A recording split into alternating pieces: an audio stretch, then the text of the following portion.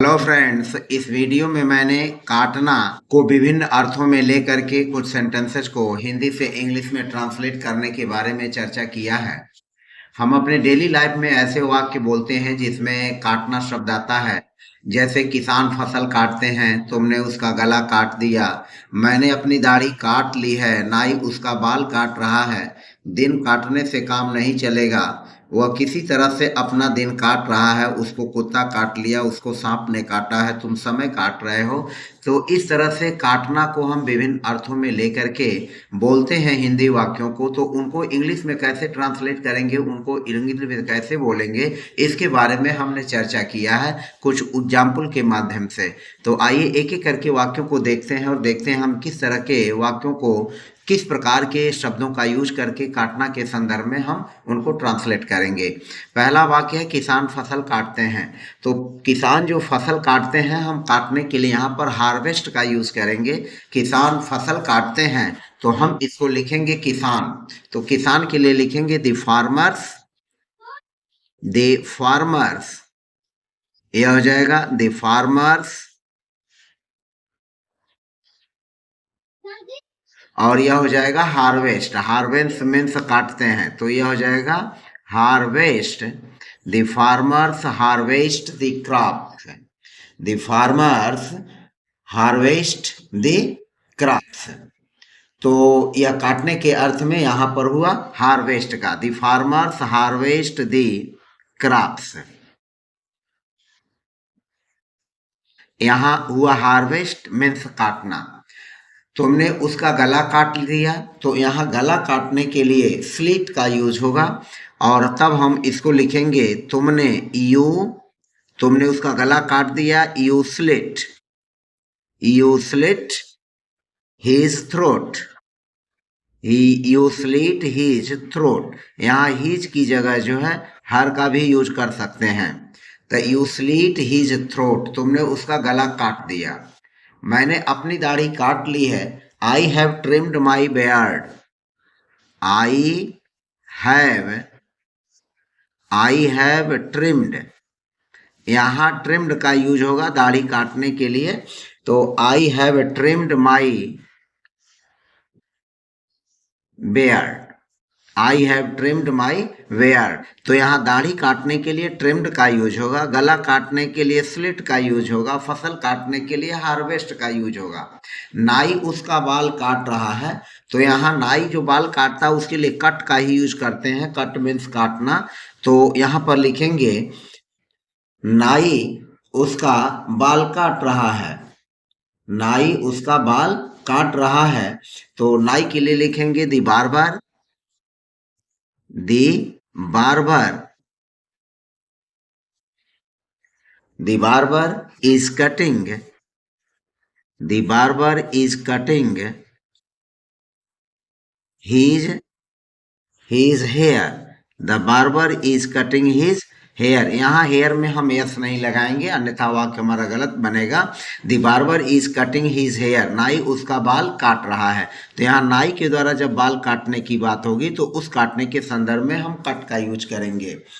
अब यहाँ पर देखें, दिन काटने से काम नहीं चलेगा। तो दिन काटने का मतलब होता है कि आदमी अपने समय को बिताता है, व्यतीत करता है, टाइम को पास करता है।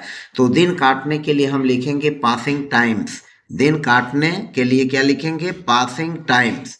यानी पास का मतलब व्यतीत करना, समय को व्यतीत करना, गंवाना। तो पासिंग टाइम इसका हो जाएगा दिन काटने से। तो passing time alone, passing time alone won't work, काम नहीं चलेगा, वोंट वर्क।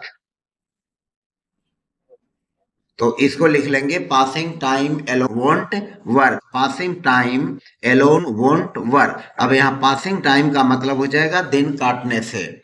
अब यहाँ पर देखें, वह किसी तरह से अपना दिन काट रहा है, तो यहाँ पर हम स्पेंड का भी यूज कर सकते हैं। जैसे दिन काटने से तो टू स्पेंड टाइम, और यहाँ पर अपना दिन काट रहा है तो यहाँ पासिंग टाइम की जगह पर मैं जो है स्पेंड टाइम का यूज कर रहा हूँ। दोनों में से किसी का आप यूज कर सकते हैं, चाहे पास टाइम का यूज करें, चाहे स्पेंड टाइम का या स्पेंड हिज डेज का, जो भी संदर्भ में हो। तो वह किसी तरह से अपना दिन काट रहा है। तो किसी तरह से पहले हम लिखेंगे somehow, somehow कामा लगा लीजिए, somehow he is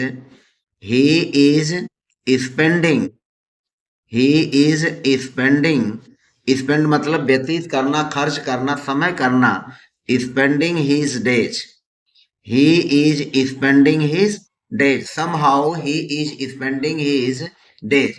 आगे देखें, यह वाक्य जो है वह किसी तरह से अपना दिन काट रहा है, तो somehow यहाँ पर यूज करेंगे somehow he is spending his day। spend का मतलब हुआ दिन काटना, समय को व्यतीत करना, spending his day किसी तरह से वो अपना समय काट रहा है, दिन काट रहा है, तो somehow he is spending his day। अगर समय होगा तो somehow he is spending his time, अपना समय काट रहा है। अब यहाँ पर देखें, कुत्ता काटना, सांप काटना, इन सब के लिए हम बाइट का यूज करते हैं।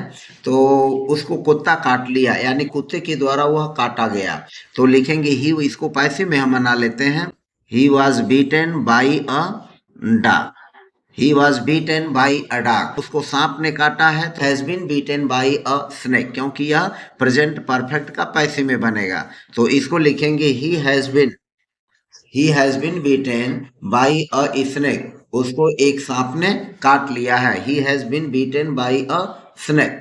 तुम समय काट रहे हो,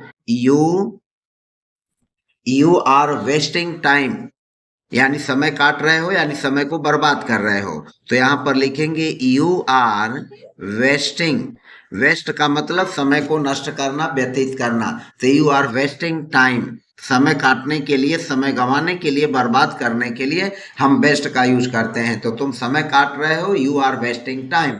उसने अपने दोस्त की जेब काटने के लिए पिक पॉकेट का यूज करते हैं, तो यहाँ पर हो जाएगा उसने अपने दोस्त की जेब काट ली, he picked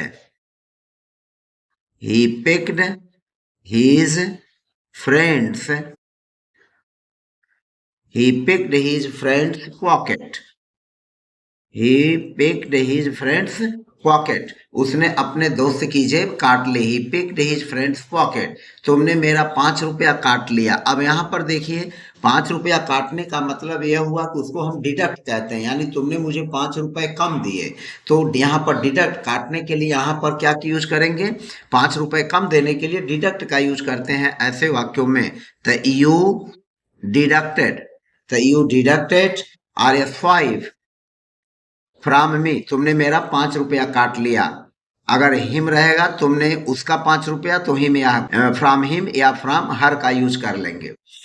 फिर अगला वाक्य है, उसके भाई को कुत्ते ने काट लिया, जैसा कि पीछे मैंने बताया है, जो his brother was beaten by a dog, इसका हो जाएगा his brother was beaten, his brother was beaten by a dog, his brother was beaten by a dog. अब 13वां वाक्य है, एक यह एडवाइस की तरह से वाक्य है, अगर कुत्ता काट ले, अगर कुत्ता काट ले तो यह प्रेजेंट इंडेफिनिट टेंस में बनेगा इफ का यूज करते हुए। तो इफ अ